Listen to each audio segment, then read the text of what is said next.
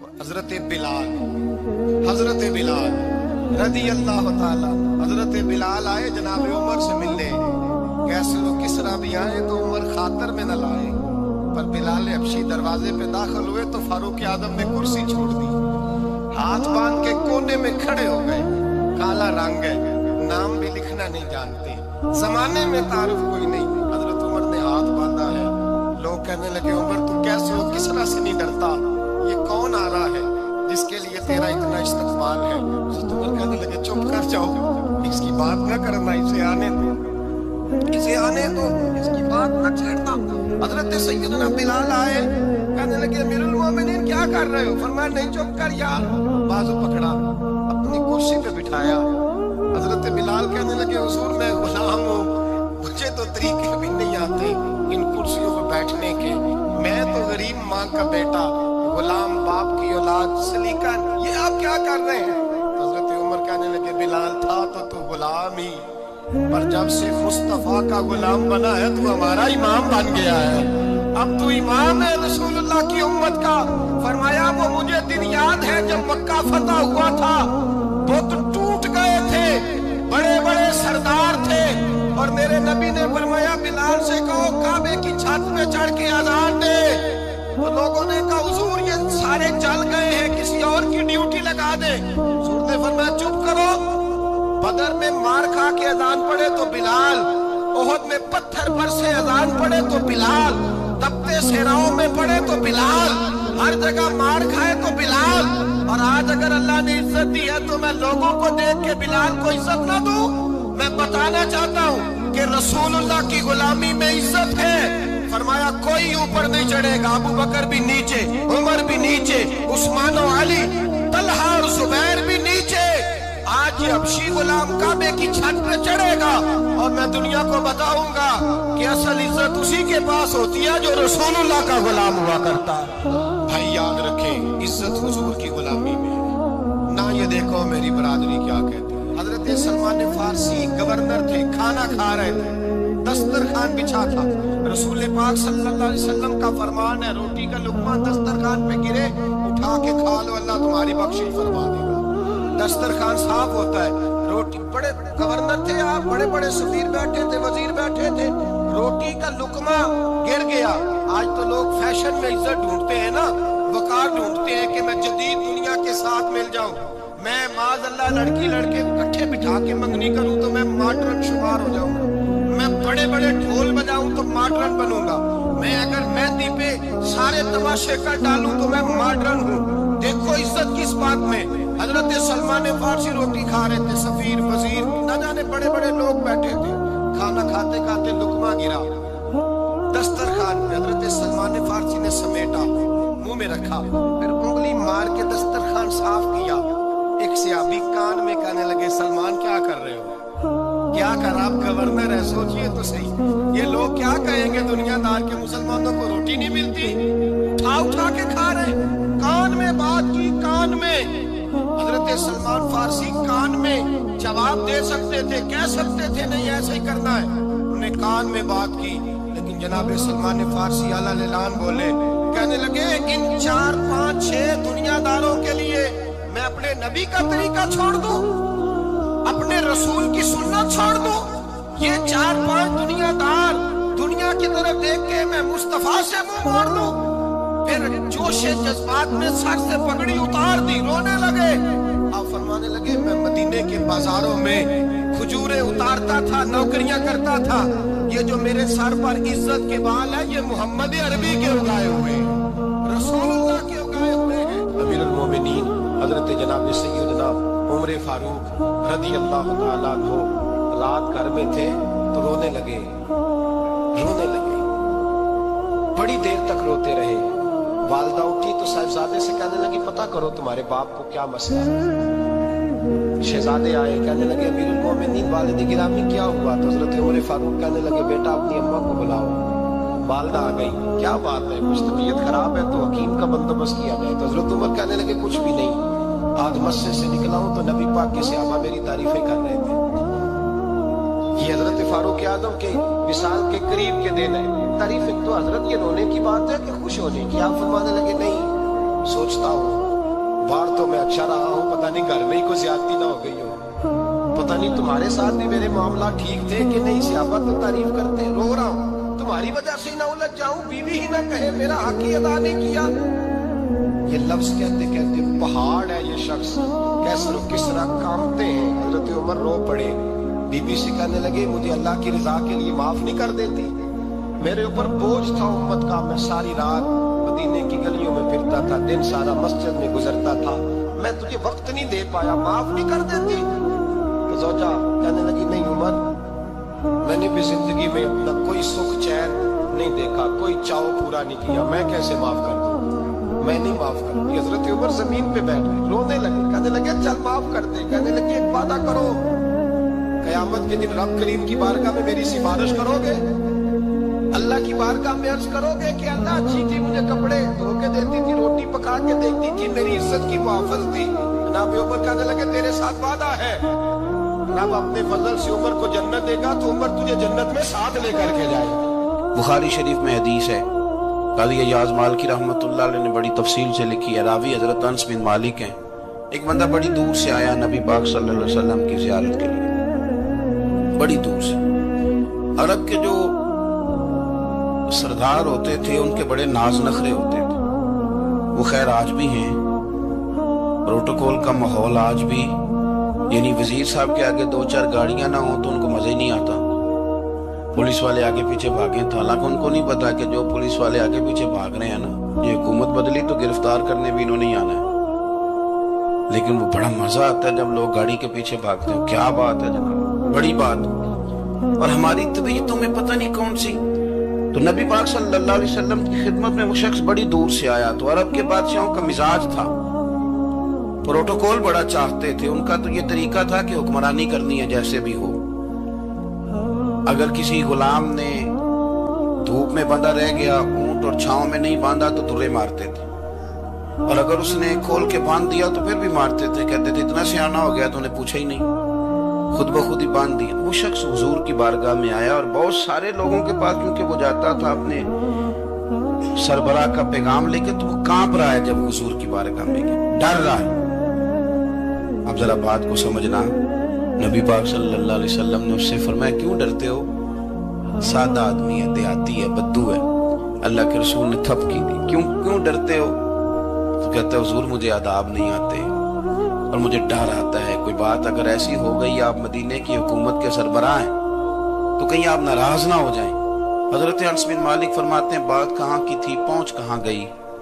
जब उसने ये कहा ना कि आप तो हुकूमत के सरबराह हैं, कहीं कोई गलती ना मुझसे हो जाए, तो नबी पाक की आंखों में आंसू आ गए, हुजूर रोने लगे। और नबी पाक सल्लल्लाहु अलैहि वसल्लम फरमाने लगे ना भाई, तो किसी हुकूमत के सरबराह के पास नहीं आया ना, तू तो उस बेटे के पास आया है जिसकी माँ गोश्त के खुश्क टुकड़े खा के भी गुजारा कर ले। मैं तो एक गरीब माँ का बेटा हूँ।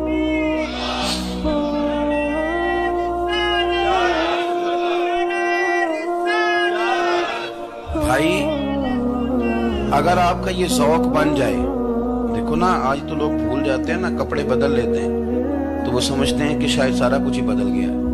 यानी गांव से आकर पढ़ने वाले भूल ही गए हैं कि किसकी माँ ने कितना जेवर बेचा था। लोग भूल जाते हैं चीजों को, अपने माजी को याद रखें। यार सफाई करने वाला सफाई टाइम पे करता है ना, तुम चिराग तो सही जलाते हो ना। मुझे बताओ आने वालों, ये तो बताओ शहर मदीना कैसा है, और सर उनके कदमों में रखकर झुककर जीना कैसा है। दिल आंखें और रूह तुम्हारी लगती है सैराब मुझे, दर पे उनके बैठ कर आबे जमजम पीना कैसा है। कहने लगे उमर उस कोने का क्या हाल, और फिर कहने लगे वो फला बाग में हुजूर असर के बाद जाया करते थे, उसके फलों फूलों का क्या हाल है। तो हज़रत उमर कहते हैं बिलाल की बातें सुन के मैं रोया, तो मैंने कहा बिलाल तुझे इतना प्यार है तो छोड़ क्यों आया है। तो कहने लगे उमर मेरा वजूद शाम में रहता है पर दिल मेरा मदीने में ही रहता है, रूह मेरी मदीने में ही रहती है। बस सजना बाज मोहम्मद बख्शा की मरना ते की जीना कहाँ वहाँ ही रहता। एक दफा ना कूफे में रहते थे हजरत अली, मौला अली ने सारी जिंदगी किसी से सवाल नहीं किया, देने वाले थे ना, सवाल नहीं किया। ایک بڑی خوبصورت کندیل ایک شخص لایا, خوبصورت لالٹین بنی ہوتی تھی وہ, اور اس میں تیل مٹی کا نہیں ڈالتے تھے, خوشبو والی کوئی چیز ڈالتے تھے تو وہ جلتی تھی. وہ لایا کوفے کی جامع مسجد میں, حضرت علی کوفے آ گئے, کہا حضور یہ جلا لے. جب وہ لایا نا کندیل تو حضرت علی نے زندگی, امام حسن کہتے ہیں میں نے عجیب زندگی بھر سوال نہیں کیا. اس سے کہنے لگے میں نے کبھی کسی سے کچھ مانگا نہیں, اس طرح کی ایک اور مل جائے گی. تو اس شخص ایسے جیسے وہ عرش پہ نہیں بیٹھ گیا کہ علی نے مجھے کہہ دیا, کہنے لگا حضور مل جائے گی. فرمانے لگے لے جاؤ. کہتے ہیں وہ لے کے آیا. تو جب وہ لایا تو پہلے والی کندیل کو اتنا نہیں, اس کندیل کو سینے سے لگایا, اپنا امامے کا پلو لے کے حضرت علی نے پوچھا. پھر آنکھوں میں آنسو آئے. امام حسن کہنے لگے ابا جی میں سمجھ نہیں پا رہا, یہ آپ نے تو زندگی بھر بھوک کاٹی ہے, سوال نہیں کیا, تو یہ کیا ہے؟ کہنے لگے مجھے بڑی پسند آئی تھی, دل کرتا ہے ایک لے لوں اور میں حضور کی مسجد میں بھی بھیج دوں, میں مدینے میں بھی بھیج دوں. میرا دل کرتا ہے یہ مسجد نبی میں لگ جائے گی تو اس کی شان بڑھ جائے گی. تو فرماتے امام حسن کہ میں رو پڑا. میں نے کہا حضور مجھے سمجھ آ گئی ہے, رہتے آپ کوفے میں ہے پر دل آپ کا مدینے میں ہی بستا ہے, وجود یہاں ہے پر روح آپ کی. رب جانے سونے محبوبہ تیرے شہر دیاں کی لذتاں نے, ایک رون جنہاں نے ویکھیا نہیں تے ایک رون دوبارہ جامل نہیں. میرے اعلیٰ حضرت فاضل بریلوی رحمت اللہ علیہ فرماتے ہیں حرم کی مدینے کے خطے خدا تجھ کو رکھے, مدینے کے خطے خدا تجھ کو رکھے, غریبوں فقیروں کے ٹھہرانے والے. یہاں غریب فقیر درویش مدینہ حسن ہے. توجہ ہے آپ حضرات کی. میں 2010 میں گیا تھا, اماں جی جب میں جانے لگا تب بھی میں روتا ہی گیا. واپس آیا تو میں اپنی والدہ سے میں نے کہا کہ اماں یہ کہیں خامی ایمان ہی نہ ہو. میں مدینے سے پلٹ آیا, میں بڑا تڑپا. میں نے کہا اماں جی وہ جانے کی جگہ تو ہے پر دوبارہ آنے کی جگہ نہیں, وہاں سے دوبارہ آنا نہیں چاہیے. وہاں سے سب سے مشکل مرحلہ مدینے سے لوٹنا ہے, آنا نہیں چاہیے. تو میری اماں مجھے کہنے لگی اللہ تجھے بار بار بلائے گا, دعا کرنی چاہیے, رونا نہیں چاہیے. بزرگوں کا درویشوں والا جو انداز تھا.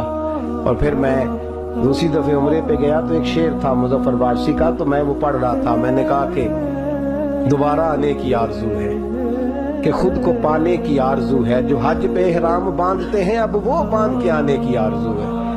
تو میں نے تو ایک حج مانگا تھا, اللہ نے 2 عطا فرما دی. یہ مصطفیٰ کے مدینے کی شان ہے, یہ رسول اللہ کے شہر کی شان ہے. تو میرے دوستو اللہ بڑا بے نیاز ہے. وہ میرے جیسے لوگ, میرے جیسے, سچی بات ہے, میرے جیسے لوگ اس کا, میں کبھی بھی مدینہ منورہ میں حاضر ہو کے لوگ اور باتیں سوچتے رہتے ہیں اور میں مسجد میں بیٹھا ہوتا ہوں. تو میں جب پہلی دفعہ گیا تھا تو ایک بی بی بیٹھی تھی سادی سی عورت رات کو, تو اپنا زبان یار من ترکی بگویم پنجابی میں وہ بات کر رہی تھی. تو وہ جملے اس کے مجھے یاد رہتے ہیں جب میں مدینے جاتا ہوں. سادی بی بی جنت البقیع کے باہر بیٹھی تو بوڑھی اماں سادے سے کپڑے, تو شعر پڑھ رہی تھی. وہ کیا شعر تھا اس کا, کوئی وہ اس پہ شاعرانہ ردیف کافی یہ پورے نہیں اترتے. لوگ کہیں گے یہ مصرع شاید لحاظ سے ٹھیک نہیں ہے, صنف کے لحاظ سے, لیکن اس کا انداز تھا نا تو تھا بڑا باکمال. اور وہاں بیٹھی پتہ کیا کہہ رہی ہے, ویکھو نہیں ویکھو کہ ڈے کرم کمائے سو. لوگ کہیں گے ردیف کافیے کے لحاظ سے شاید ٹھیک نہیں, لیکن اس کی فکر کتنی ٹھیک ہے, سوچ کتنی ٹھیک ہے. کہتی ویکھو نہیں ویکھو کہ ڈے کرم کمائے سو, میرے جے گندے مندے در تے بلائے سو. سید عالم صلی اللہ علیہ وسلم کے وصال ظاہری کے ایام قریب آئے تو حضور نے سرخ پٹی باندھی. تیز بخار ہے نبی کریم کو, 2 صحابہ سہارا دے کے مسجد میں لائے. نبی پاک علیہ السلام کو بظاہر سہارا دے کے لایا گیا. کریم رسول نے لوگوں کو جمع کیا, حضور آج کیا ہونے والا ہے, آج کیا کہا جائے گا, آج کس لیے میٹنگ بلائی ہے. نبی کریم کے کل صحابہ جب مسجد میں جمع ہوئے تو کھچا کھچ مسجد بھری ہے. وصال ظاہری سے چند یوم پہلے کی بات. نبی پاک نے فرمایا آج تمہیں کوئی جہاد کی ترغیب نہیں دینی, آج کوئی نیا پیغام نہیں دینا, آج تمہیں بتانا ہے کہ رب نے اپنے بندے کو اختیار دیا ہے, چاہے تو دنیا میں رہے چاہے تو اس کی بارگاہ میں حاضر ہو جائے. اس عبد نے بارگاہ ربوبیت کی طرف لوٹنے کا ارادہ کر لیا ہے. حضرت صدیق اکبر رونے لگے تو صحابہ نے کہا تمہیں کیا ہوا, کہنے لگے سمجھ نہیں رہے किसी की बात नहीं कर रहे, नबी पाक तो अपनी बात फरमा रहे हैं। उसने जाने का इरादा कर लिया। सुनिए मेरे भाई, महबूब पाक ने फरमाया, भाई किसी शख्स को मेरी तरफ से कोई तकलीफ पहुंची हो तो बदला ले सकता है, बदला ले सकता है। किसी को तकलीफ पहुंची, सहाबा फूट के रोने लगे। महबूबा करम ही करम हुआ है, रहमत ही रहमत आई। आपके बारे में गुमान करने वाला भी दायरा ईमान से निकल जाएगा। हुजूर आप क्या फरमा रहे हैं? फरमाया नहीं भाई उठो। पीछे से जनाब अकाशा बिन मोहसन उठे, हाथ कांपते हैं, आगे बढ़े, कहने लगे या रसूल अल्लाह, एक जंग के मौके पर आपने दुर्रा मारा था, नंगी पीठ पर सफे सीधी कराते, बात दिल में रह गई है, मैंने बदला लेना है। नबी करीम ने फरमाया बिलाल दौड़ के जाओ, फातिमा के घर दुर्रा पड़ा है, दुर्रा लाओ। सैयदना बिलाल अफशी कहते मैं गया, दस्तक दी, सैयदा तैयबा ताहिरा हजरत फातिमा फरमाने लगी बिलाल कैसे आए हो? अम्मा जी वो दुर्रा चाहिए था। सैयदा को तशवीश हुई, कहने लगे बिलाल ना तो जंग पे जाना है, ना जिहाद है, ना कोई ऐसा मौका है, हुजूर की तो तबीयत मुबारक बज़ाहिर बड़ी अलील है, दुर्रा क्या करेंगे? हजरत बिलाल अर्ज करने लगे अम्मा जी से आप भी बदला लेने लगे हैं। साहिब तबकात ने जुमले लिखे हैं, कहते हैं बीबी साहबा ने दुर्रा भी दिया और इमाम हसन हुसैन को भी बाहर निकाला। फरमाने लगी अकाशा से कहना 100 दुर्रे मारे इन दो शहजादों के जिस्म पर, नबी पाक के करीब न जाए। मैंने 2 बच्चे पैदा ही अपने महबूब पर कुर्बान करने के लिए किए, इनको ले जाए। हजरत बिलाल कहते मैं 2 शहजादे लेके आया, और जब दरवाजे में मैं लेके पहुंचा तो नबी पाक ने देखा तो आंखों में आंसू आ गए। फरमाया इनको बिठा दो, मुझे पता है फातिमा ने क्या कह के भेजा है। हजरत सैयदना बिलाल फरमाते दुर्रा मैंने जनाब अकाशा को दिया। हजरत अकाशा दुर्रा लेके आगे जो बढ़े तो हजरत अबू बकर सिद्दीक ने उनके पैरों पे हाथ रखा, फरमाया अकाशा मेरी तरफ आ जा, मुझे मार दुर्रे, नबी पाक के करीब ना जा। मुस्तफा करीम ने फरमाया अबू बकर तू हट जा, इसे आने दे। फरमाते मैं चंद कदम आगे गया तो मौला अली शेर खुदा ने मेरे पैर पे हाथ रखा, कहने लगे अकाशा सोच तू सही तू क्या कर रहा है? हुजूर ने फरमाया अली हट जाओ, मेरा और उनका मामला है। जनाब अकाशा आगे बढ़ रहे, नबी करीम ने फरमाया मैं अपनी उम्मत को दर्श देना चाहता हूँ, खबरदार खबरदार जिंदगी में तुम्हारे हाथ से जुबान से किसी को तकलीफ ना पहुंचने पाए, खबरदार। याद रखना वो माशरे बिगड़ जाते हैं, वो माशरे तबाह कर दिए जाते हैं जहाँ जुल्म होता है, जहाँ ज्यादती होती है, जहाँ लोगों को सताया जाता है। महबूब करीम के करीब आए हजरत अकाशा, हुजूर मेरी पीठ नंगी थी, आप भी जरा कपड़ा हटाइए। नबी करीम ने पीठ से कपड़ा हटाया, जनाब अकाशा ने दुर्रा जो उठाया तो सहाबा की चीखें निकली। हजरत अकाशा ने दुर्रा दूर फेंका, हुजूर के बतने अतहर से लिपट गए, चूमने लगे, कहने लगे हुजूर वो तो सफे सीधी कराते लग गया था, आपने कहा मारा था?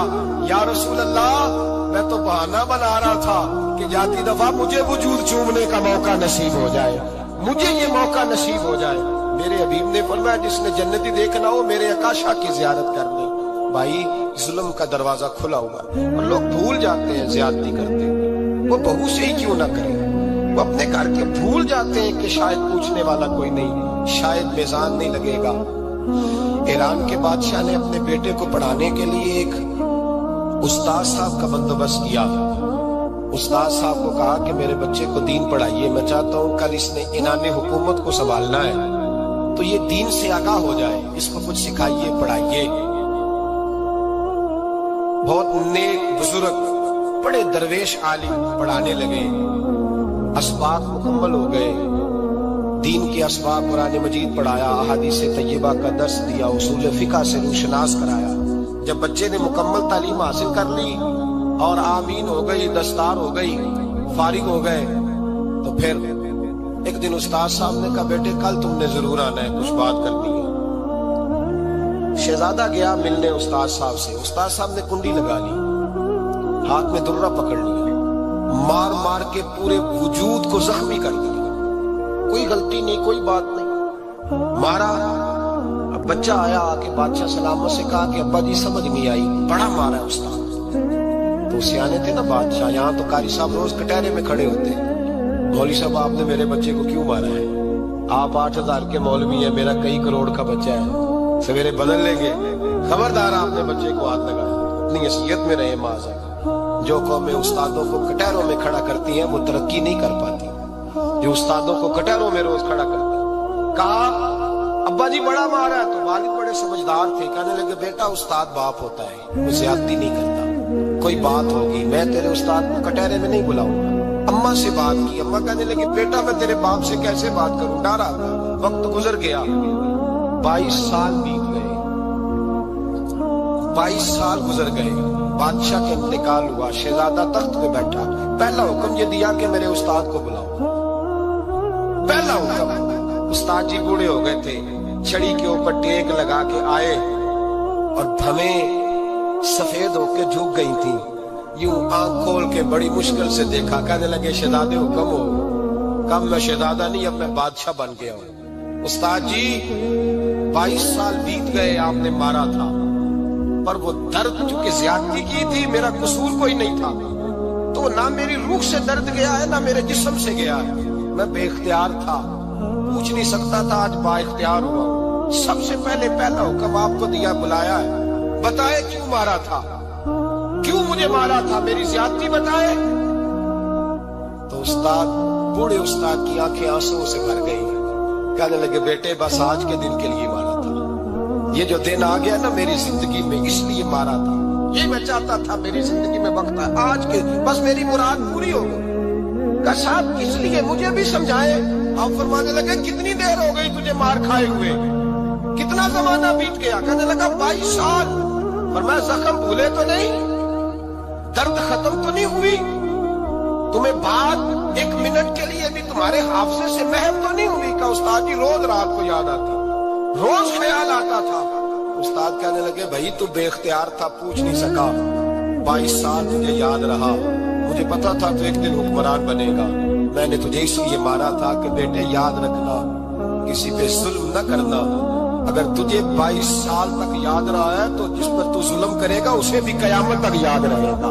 और ये याद रखना, तू आज बाइख्तियार हुआ तो तूने मुझे बुला लिया है, कयामत के दिन गरीब बाइख्तियार हो जाएंगे, मजलूम बाइख्तियार हो जाएंगे। वो बाइख्तियार होंगे बिल्लाहिल वाहिदिल कहार, रब करीम की बारगाह के अंदर उनका इख्तियार होगा, अकेले अल्लाह की हुक्मरानी होगी। फिर वो बुलाएंगे बड़े बड़े कच कुला, दुनिया में जिनकी पगड़ियां ऊंची थी वो सर झुकाए खड़े होंगे। दुनिया में जो डिक्टेटर बनते थे उनकी पुश्तें लाल होंगी, उनको गद्दार लिखा जाएगा, कयामत तक नहीं भूलेगा।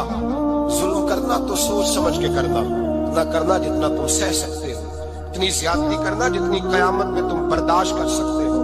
मेरे नबी करीम सल्लल्लाहु अलैहि वसल्लम ने फरमाया जुल्म से बचो, ये कयामत के अंधेरों में से एक अंधेरा होगा। जिंदगी में ज्यादती न करें, अगर थोड़ी देर के लिए कोई चीज बर्दाश्त कर जाएंगे तो वो फायदा दे जाएगी, कुछ देर के लिए अगर सह जाएंगे तो नफा मिल जाएगा। सहने की कोशिश करें लेकिन ज्यादती न करें, नजर को, सोच को, ज़हन को पाक रखें। और मेरे भाई जिंदगी पूरी जुल्म से बचें, ज्यादती से बचें। आप लोगों के साथ प्यार करें, आप लोगों को मौका दें, आप थोड़ी सी और कोशिश करें उस शख्स तक जाने की जो आपको मायूस नजर आ रहा है, परेशान नजर आ रहा है। ये हमें मिलाद वाले महबूब सल्लल्लाहु अलैहि वसल्लम ने दरस दी। एक और पहलू, हुजूर सैयद आलम सल्लल्लाहु अलैहि वसल्लम ने, हमारे यहाँ ना अभी भी बरादरी की तकसीम है, अभी भी, और कुछ मैंने ऐसे कमजोर लोग भी देखे, ये इस तरह की हरकतें हारे हुए लोग करते हैं। हारे हुए लोग जो अपने आप को समझते हैं कि मैं को बड़ा आदमी हूं। बड़ा आदमी तो अपने अखलाक से होता है, अपने किरदार से होता है, अपनी सखावत से होता है, लोगों से प्यार करने से होता है। बाकी ये कि बैठ के कहानी सुनाना कि मैं बड़ा कुछ करता हूं, तो जो कुछ करता होता है उसे सुनाने की कोई जरूरत है। एक और बहुत सारे लोग आप ताज़ियत करने जाए ना वालिद के इंतकाल के बाद, तो उन बेचारों को बताना पड़ता है कि अब्बा जी मेरे बगैर दवाई नहीं खाते थे। तो मैं कहता हूँ अगर तेरे बगैर नहीं खाते थे फिर बताने की जरूरत नहीं, फिर तो सारे गाँव को पता होगा कि तेरे बगैर नहीं खाते थे। और अगर कोई दाल में काला है तो फिर तेरी वजाहत कोई बंदा कबूल नहीं करेगा। तो आपको बताना क्यों पड़ रहा है, और आप बार बार इस बात का जिक्र क्यों कर रहे हैं कि हम बहुत बड़े कबीले के हैं? साहब अगर आप बड़े कबीले के हैं तो पता होगा सारे इलाके को आप कितना लोगों का ख्याल करते हैं, आप किस कदर मोहब्बत करते हैं, आपका अंदाज़े करीमाना किस तरह का। फिर आपको बताने की कोई जरूरत नहीं होती, फिर खुद ब खुद खबर होती। हजरत सैयदना अबू ज़र ग़िफ़ारी रज़ी अल्लाह तआला अन्हु, कबीला बनु गफ्फार एक बड़ी शाख थी कबीलों में से। جو لوگ اس زمانے میں مالدار قبیلوں سے تعلق رکھتے تھے ان میں سے ایک بڑا نام تھا۔ ساری زندگی چودراہٹ کی، لیکن میلاد ایک انقلاب کا نام ہے۔ میں میلاد منانے والے دوستوں سے گزارش کرتا ہوں کہ آپ ہر سال میلاد منائیں اور ہر سال میلاد کے بعد آپ تھوڑے بدل بھی جائیں، یعنی تھوڑے سے بدل جائیں۔ کچھ لوگ کہیں یار یہ داڑھی میں نے 12 ربیع الاول والے دن رکھی تھی، یہ میری میلاد والی داڑھی ہے۔ اور داڑھی رکھیں بھی نبی پاک کی مرضی کی۔ کس کی مرضی کی؟ نہ ناراض ہو جائے جو میں ٹور چلا بس، کس مرضی کی جی؟ اپنی مرضی کے نہیں۔ داڑھی کا وزن کو نہیں ہوتا کہ پوری مٹھی رکھیں گے تو آپ کو کوئی دقت ہوگی، لیکن کوئی وزن نہیں، پوری رکھیں۔ جو حضور کا طریقہ مبارکہ ہے جو ہمیں ملتا ہے اس پر آپ توجہ فرمائیں۔ تو میں جو بات عرض کرنے جا رہا ہوں وہ میلاد انقلاب ہے۔ حضور سید عالم صلی اللہ علیہ وسلم کی بارگاہ میں آنے سے پہلے لوگ کچھ اور ہوتے تھے اور یہاں سے ہو کے جاتے تھے تو پھر ان میں تبدیلی آتی تھی۔ میں سارا دن کرامتیں سناؤں نا کسی کو اپنے پیر صاحب کی اور اپنے گھر میں بھی کہ میرے حضرت بڑے، میرے استاد بڑے، لیکن بیوی کے ساتھ اگر میں ترش لہجے میں بات کروں گا تو وہ کہے گی ایسا کہاں دینے تینوں پیر صاحب۔ دوست کہیں گے یہ سکھاتے ہیں آپ کی کہانیاں نہیں چلتی، آپ کا کردار چلتا ہے۔ حضرت ابو ذر غفاری رضی اللہ تعالیٰ عنہ فرماتے ہیں چونکہ میں چودھری تھا، سیدنا بلال حبشی رضی اللہ تعالیٰ عنہ کے پاس میں بیٹھا تھا، کسی بات میں بات آگے بڑھی اور بڑھتے بڑھتے بات شکنجی تک چلی گئی۔ رائے کے اختلاف نے باتوں میں تلخی پیدا کر دی اور جب تھوڑے لفظ اور تیز ہوئے تو میں نے انہیں کہہ دیا چپ کر، تو ابشن کا بیٹا ہے۔ کس کے بیٹے تھے حضرت بلال؟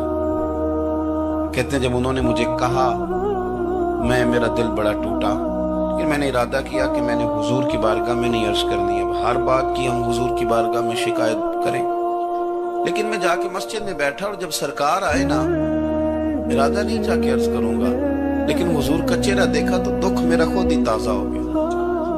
رونے کا بھی تو تب ہی مزہ آتا ہے نا کوئی اپنا ملے تو۔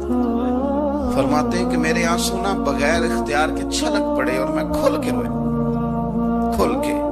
قربان جاؤں محبوب کے بھی حضور نے پاس نہیں بلایا بلکہ نبی پاک اٹھ کے خود میرے پاس آئے اور مجھے کندھوں سے پکڑ کے سینے سے لگایا، اور جب میں کھل کے رو لیا تو حضور میرے آنسو پوچھنے لگے۔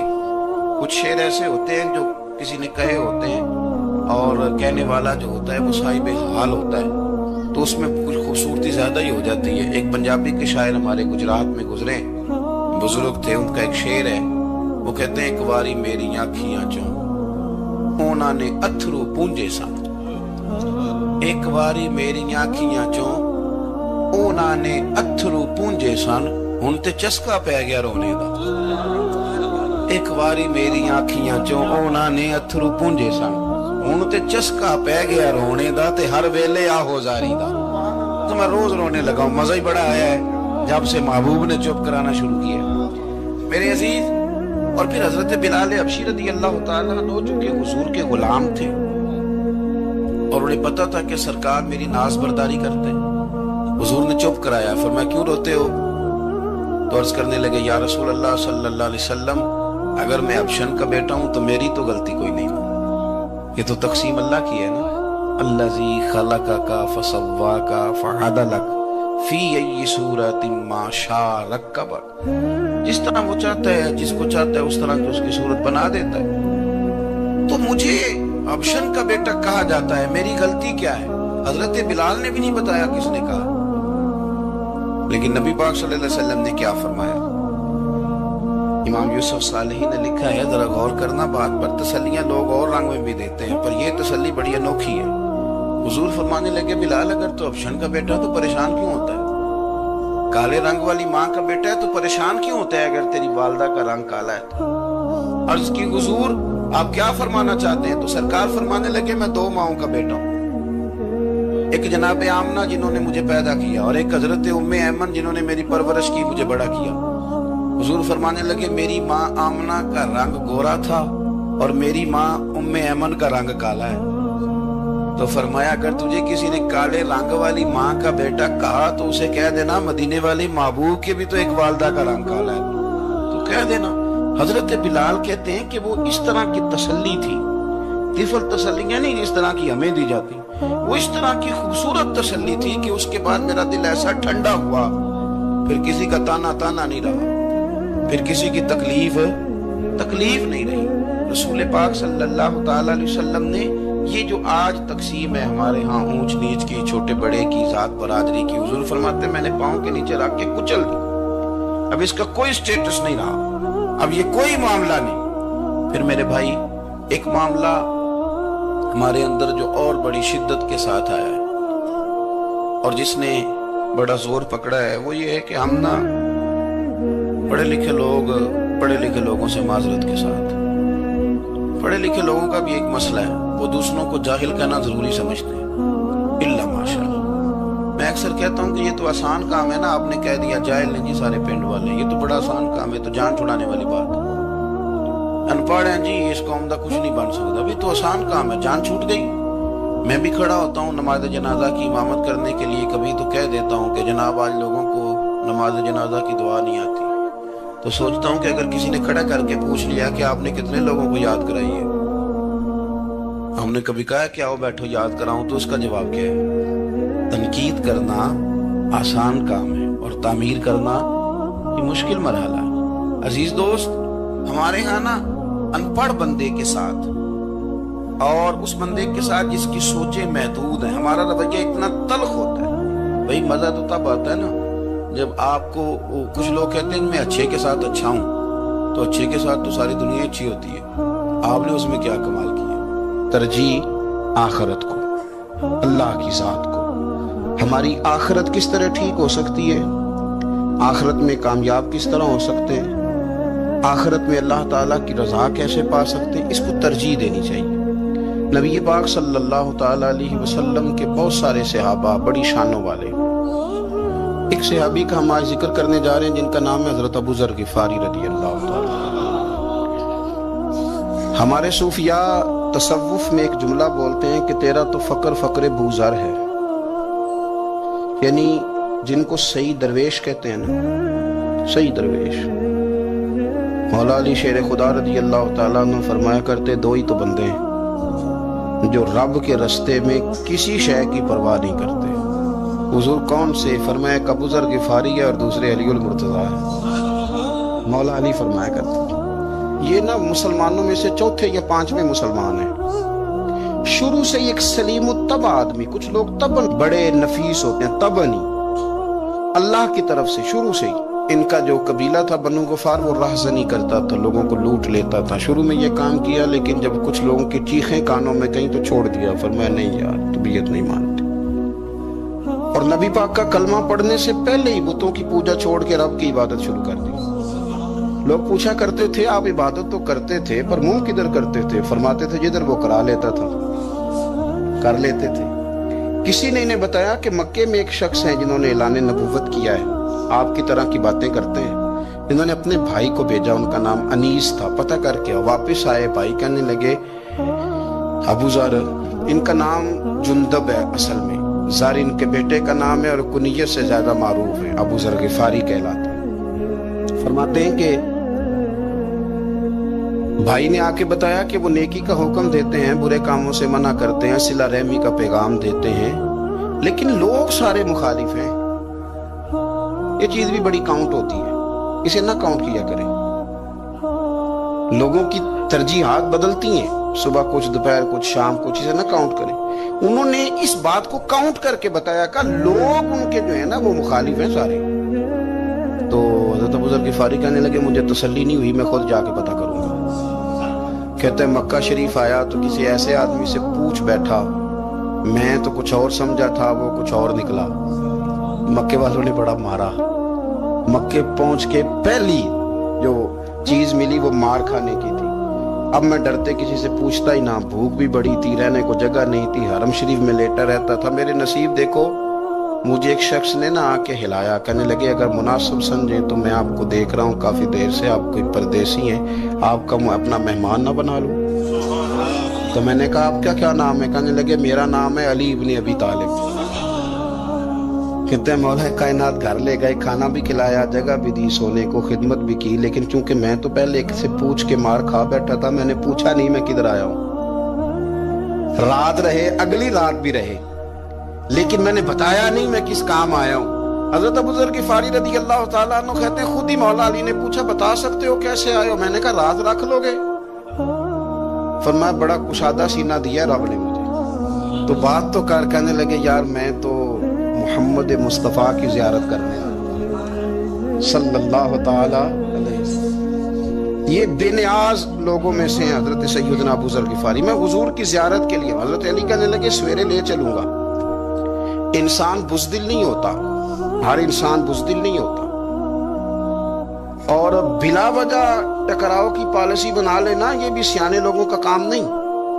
حکمت کے تقاضوں کے مطابق چلنا یہ بھی دلیر لوگوں کا ہی کام ہوتا ہے۔ حضرت مولا علی کہنے لگے صبح لے کے چلوں گا پر حالات ٹھیک نہیں، شرارتی لوگ ہر جگہ ہوتے ہیں، اگر کوئی شرارتیوں کا ٹولہ ملا نا جو کھڑا ہوگا جاسوسی کرنے کے لیے کہ حضور کی طرف کون کون جا رہا ہے، تو میں نیچے جھکوں گا جوتے کا تسمہ ٹھیک کرنے کے لیے، لیکن آپ نے نہیں کھڑے ہونا، آپ نے چلتے رہنا ہے تاکہ کسی کو شک نہ ہو۔ کہتے ہیں اس ترتیب سے حضرت علی مجھے لے کے گئے، میں حضور کی بارگاہ میں پہنچا۔ مولا علی کہتے ہیں بڑے بڑے لوگ سوال کرتے تھے پر یہ شروع سے سلیم متبع تھے، مجھے کہہ لینے دینا، انہوں نے ماننا ہوتا ہے وہ لمبے سوال کرتے ہی نہیں، مان جو لیا تو لمبے سوالوں کی ضرورت ہی کوئی نہیں۔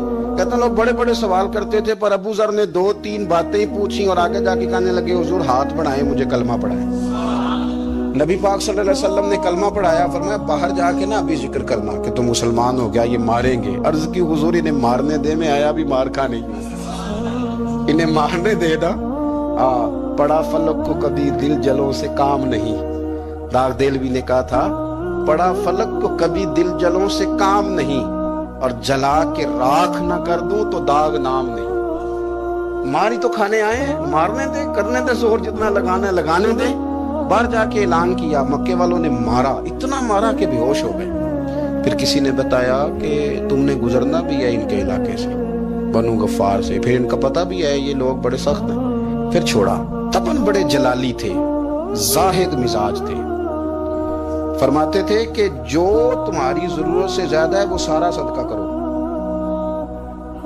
کنز کے معاملے میں ان کا رویہ یہ تھا، صرف حضرت صدیق اکبر کو کچھ نہیں کہا انہوں نے، باقی حضرت عمر جیسے آدمی کو بھی کھڑا کر کے کہہ لیتے تھے یہ مال کیوں رکھا ہوا ہے خزانے میں، بانٹتے کیوں نہیں سارا۔ اور جناب عثمان غنی رضی اللہ تعالیٰ عنہ کے ساتھ تو باقاعدہ کئی دفعہ اس موضوع پر گفتگو کی۔ وہ کہتے تھے کہ جب اللہ کہتا ہے قرآن میں کہ مال دولت جمع نہیں کرنی، تو وہ جو لوگ تھے وہ بھی بڑی شانوں والے تھے، وہ کہتے تھے کہ اللہ نے جب زکوٰۃ فرض کی تو مال جمع ہوتا ہے تو زکوٰۃ فرض ہوتی ہے نا، جب فطرانے کا کہا تو مال ہوتا ہے تو فطرانہ آتا ہے نا۔ تو آپ جو کہہ رہے ہیں وہ ٹھیک ہے پر آپ اعلیٰ بات کر رہے ہیں تقوی کی، سارا بانٹو۔ تو حضرت ابو ذر غفاری کہتے تھے چلو ٹھیک ہے تمہاری بھی بات مان لیتا ہوں، پر یہ بتاؤ مدینے والے کا اپنا طریقہ کیا ہے؟ کہ بھئی حضور کا طریقہ تو وہی ہے جو آپ بتا رہے ہیں۔ تو فرمانے لگے پھر اس رستے نہ چلیں جو رستہ مدینے والے رسول کا